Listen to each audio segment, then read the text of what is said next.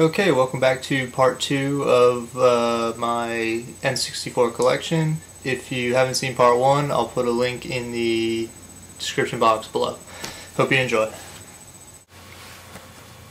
Okay, next up is Tony Hawk's Pro Skater, and you see it's a cool blue cartridge. And it's actually my brother's friend's.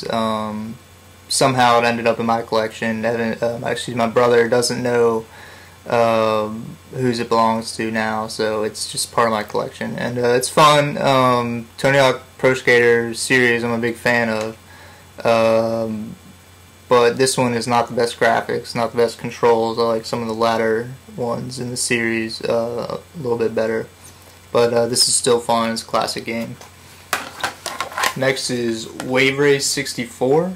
This is the one I got with the console for Christmas back in '96 when the N64 first came out.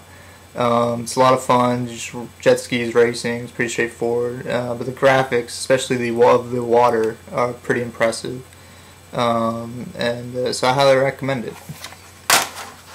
Next is Legend of Zelda Majora's Mask. This was came after Ocarina of Time, and while it shares the same game engine as far as buttons and control, it's a very different game. The story is completely different, and the tasks that you'll be doing are very different. Going along collecting masks, and there's less dungeons, a little bit shorter of a game, and I liked it, especially in the beginning. It was really neat to see them take the Zelda series in a new direction, as they always seem to do. I really am a big fan of that fact. But this is a really good game. I didn't like the ending as much as I like the ending of Ocarina of Time, but I still had a lot of fun playing through it. Towards the end of the game, it gets a little tedious. Some of the dungeons are hard. The final bosses, you play the whole dungeon, then you get to the final boss, and he's impossible to beat. So it could be a little frustrating, but I got through it, and it was definitely worth it. Next in my collection is 1080 Snowboarding. This one my dad got for us back when it came out. I believe it was from his friend who was a professional, or not a professional snowboarder, but he snowboarded a lot. And he just said this game is nothing like the real thing, so he just gave it to us. Of course it's not going to be like the real thing, it's a video game, but it's actually pretty fun. Some of the courses are cool, and I have a lot of good memories playing it, so I'd recommend it. Next is Conker's Bad Fur Day, and this is one of the 3D platformers that I actually didn't mind playing through.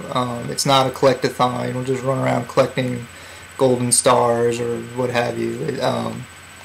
It takes a lot of humor from different movies like Terminator and what's the opening scene from? It's The Clockwork Orange. The opening scene in this game it kind of parodies the opening scene of Clockwork Orange, which is a really good movie. I'm a really big fan of Stanley Kubrick. So this was fun to play. It kind of has adult humor. It's rated M. It's for mature, so while it may seem cutesy on the surface, it's really not. There's a lot of cussing, there's a lot of adult humor, but that made it really fun to play, being an adult. Next, I already showed you Donkey Kong 64, which came with my came with the N64 itself. I popped it in a few times, see what it's like, and it's basically another N64 platformer where you go around collecting things, and that's just really not my style of game that I enjoy, so I didn't really end up playing it too much, but it was free, so I can't complain. And next we have Star Fox 64, which is another classic game. It's spawn line, do a barrel roll. So anytime you hear someone say that, you can think of Star Fox 64. It's a lot of fun. It's an on-rails shooter. You're in a plane, and you have teammates, and you fly through the levels, taking out enemies, and then there's a final boss at the end of each level, and it's a lot of fun. There's different paths you can take through the game. There's multiple endings, which are really cool, and it's just a lot of fun. It's a classic game. If you haven't played it, I highly recommend it. Okay, now moving into the last couple games that I own for it. This is Mario Kart 64, which I got for my birthday, which is a week after Christmas, back in 1996. And this game is a blast. Like, I've played it with tons of people, and it's really fun, racing and shooting shells at each other and just trying to get to the finish line first. It's a really, really fun, addictive game. And if you know, they have this on different consoles. There's many different versions of this, but this will always be my favorite because it was the first one I played, and it still holds up today. I still play it. Next, I have WrestleMania 2000, and as you can see, I was a big fan of wrestling back around the year 2000. Not too big a fan of it now, but I used to watch all the pay-per-views and watch, you know, every Monday or whatever day it came on, just to you know, keep track on what's going on. And this video game was a lot of fun because it took right from the TV. You could be any wrestler, you could create your own wrestler, create your own tournaments, you could do the tournaments they already have. It was really fun, and it was known for being highly editable.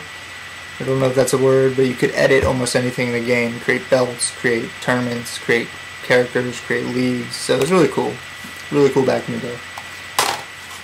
Next is Star Wars Rogue Squadron, and this is one of my favorite games, favorite Star Wars games I've ever played. One of the few, actually, but it's a lot of fun. It's just, you're in an aircraft, as you can see the X-Wing on the cover, but they have lots of other ships like the Millennium Falcon, the A-Wing, the Y-Wing, a whole bunch, everyone. You get the Naboo Starfighter. So it's a lot of fun. You fly around different levels, shooting enemies both land and air, and you play as Luke Skywalker, which is cool. You don't always do that in Star Wars games. So this one was pretty fun. Next we have WCW vs NWO Revenge. Again, I used to be into wrestling back then, and this was back when the WCW was still around, and this was a lot of fun. Me and my friends all played this. As similar, you could edit, you create wrestlers and stuff. You couldn't edit as much as you could as in WrestleMania 2000, but you still had some options here. It was a fun game back in the day. It's still fun to play today too. And the final game in my collection is none other than Super Smash Brothers, and this is a fighting game of up to 4 players at one time, and you can play as any of your favorite Nintendo characters. You have Mario, Link, Fox, who else? Kirby, Samus, Pikachu, and then there's unlockables. It's an unlockable stage. It's a blast. It's another game that me and my friends could still sit around and play and enjoy a great deal. So that concludes my N64 collection. I hope you enjoyed it. I love talking about video games, N64 or any system, or anything having to do with video games. So if you saw this and you want to like the video, that'd be awesome. Leave comments, ask questions, you're free to do that. I hope you enjoyed the video, and look out for another one soon. Thanks for watching.